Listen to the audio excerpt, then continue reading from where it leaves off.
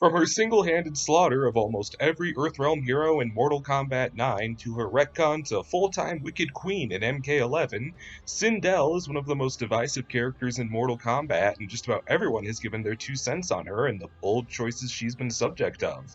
But I feel there's perspective untapped. I want to zero in on Sindel's niche as a Wicked Queen and maybe shed some light on how this could play into her confusing, if not inconsistent, characterization. The baseline context for Sindel is that she was the queen of Edenia before the realm was lost to the conquest of Shao Kahn, who took a liking to Sindel and took her as his queen. From there, details get muddy. The original timeline establishes that Kahn hypnotized Sindel to have his way with her, turning her into the wicked monarch seen in MK3. By the end of MK3 and carrying into her next appearance in Mortal Kombat Deception, she's broken free of Kahn's influence and fights on the side of good. Textual bits here and there suggest this is still the case in the new timeline in Mortal Kombat 9, but Sindel's addition as a DLC character in Mortal Kombat 11 backtracks on this. Sindel, in her own ending, states that the notion she was ever mind-controlled was a lie, and that she was involved in the death of her husband before Shao Kahn, Jared, drawn to the riches and pampering Shao Kahn promised. There's a bit to unpack here. For one thing, it still stands to reason that the writers behind MK11 forgot what was going on with some characters here and there. You can hear me whine about that further in other videos I've made. The most widely accepted answer is that the writers simply felt Sindel's macabre look and powers lent themselves better to a truly villainous character. With that in mind, the retcon still reads as incredibly sloppy and hard to justify considering what an earnest hero Sindel is in Mortal Kombat Deception. Freed from her brainwashing as she was before the events of Mortal Kombat canon. And since Raiden didn't start altering time until the events of Mortal Kombat 1, it's hard to justify his tampering would change this. Bottom line, it disappoints me a little that it can't seem to be decided what should be done with Sindel, because whether she's good or bad, she's one of the coolest combatants. I've always found Sonic screaming to be such a cool superpower in any piece of media, and it's one of my favorite attacks in any Mortal Kombat game utilized by Sindel. That combined with a weapon unheard of as her deadly hair makes her one of the single most unique fighting game characters ever.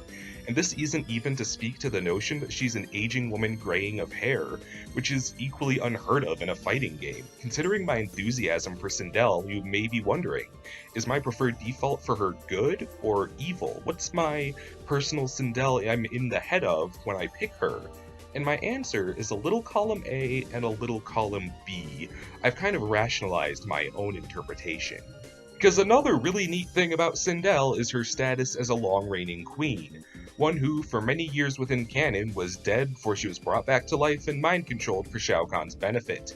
In this regard, mulling it over recently, she became easily comparable to female historical figures in my eyes. Hear me out. I've always been fascinated with the women in power of history, from the long-documented Marie Antoinette and Anne Boleyn to the more contemporary likes of Jacqueline Onassis and Hillary Clinton. There was always such a draw for me to dignitaries such as these, their histories often misunderstood if not altered by the biased hands that wrote them, to the point of over-vilification and scapegoating.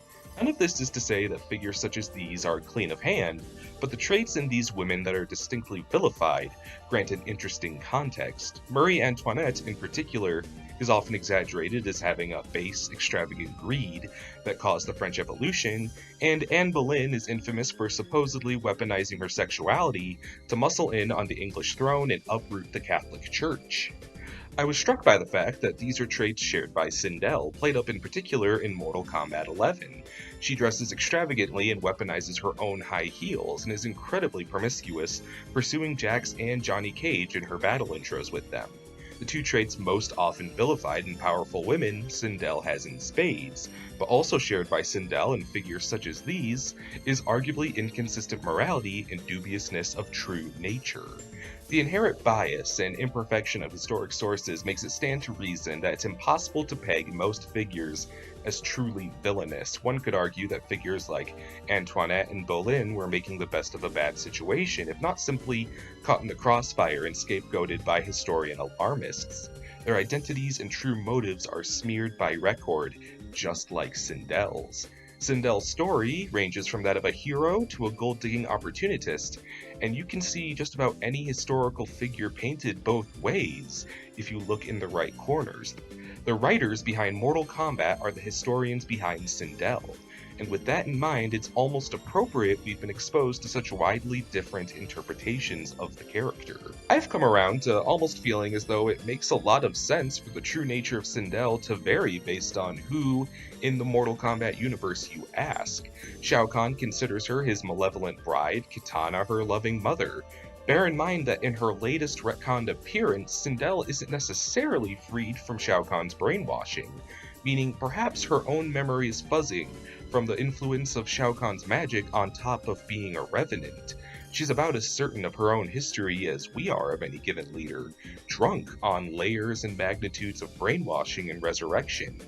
I don't think this was at all intentional on part of the writers, but I think the drastic ends of the spectrum Sindel seems exclusively presented with is representative of queens similar to herself in the real world. Powerful, confident, and charismatic, Sindel is many things we malign in women, especially those in power. When a figure is controversial, they'll have worshippers as well as decriers, and when a figure is human, they're responsible for both heinous and well-intended acts. We never knew Sindel before her marriage to Shao Kahn or first death, just as we so rarely know any world leader in any personal capacity. We have the stories we're told and the circumstances they're caught in, and it's sort of neat we have a character who has an uncertain cocktail of mind control, time alterations, and royal status to frame a believable yet enigmatic character who feels realistic for her various potential interpretations. Sindel was always an extremely cool character to me, but what at first was a disappointing and inexplicable change to her character, I've kind of learned to see as a neat parallel to real world matters, and I hope it perhaps did something similar for you.